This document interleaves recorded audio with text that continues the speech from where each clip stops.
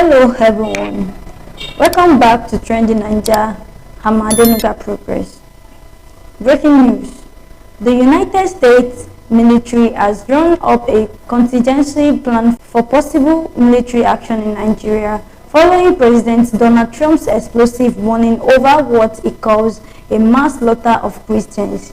According to reports from the New York Times, US, Africa Command has already submitted detailed options for potential strikes to the Department of War, raising serious concerns about regional stability and US-Nigeria relations.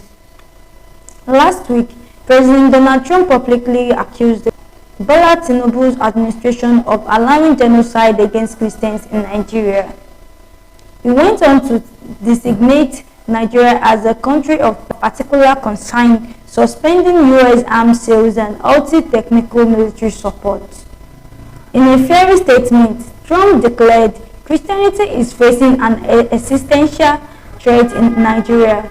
The United States cannot stand by. We are ready, willing and able to save our great Christian population around the world. This rhetoric triggered alarm in both Washington and Abuja as US forces began drafting plans for potential strikes.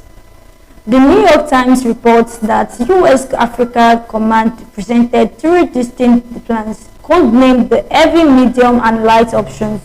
Let's break them down. First, the heavy option. This will be the most aggressive approach, involving the deployment of an aircraft carrier group to the Gulf of Guinea off Nigeria's coast. From there, fighter jets or long-range bombers could strike deep into northern Nigeria, targeting alleged militant bases and strongholds. Second, the medium option.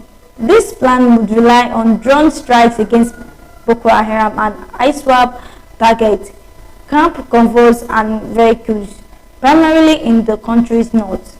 Predator and Reaper drones could hover for hours, tracking movements and launching precision strikes once targets are confirmed.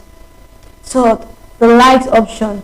This scenario focuses on partner-enabled operations where the US military and State Department will support Nigerian government forces directly.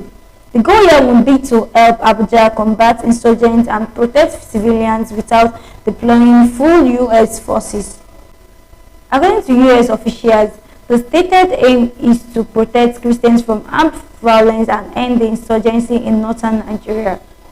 But experts warn that the situation in Nigeria is far more complex than the White House narrative suggests. The violence in the Sahel and Middle Belt regions is not purely religious, it is deeply tied to land disputes, cultural divisions, and economic hardship. Both Muslims and Christians have been victims of attacks by groups such as Boko Haram and ISWAP. In fact, past bombings have targeted mosques as well as churches, highlighting the discriminate nature of the violence. Military analysts caution that an American strike could destabilize the region further, potentially dragging the US into a long, costly conflict similar to Iraq or Afghanistan. Retired Army General Paul Eaton warned that such action would be a fiasco like pounding a pillow. The heavy option would require sending an aircraft carrier to West Africa, but the US Navy's carrier fleet is already stretched thin, with one deployed to the Caribbean, others in the Pacific and Middle East, and several under maintenance. The medium option, drone strikes, is also difficult to execute since the US recently withdrew from drone bases in Niger, at Agadez and Niamey.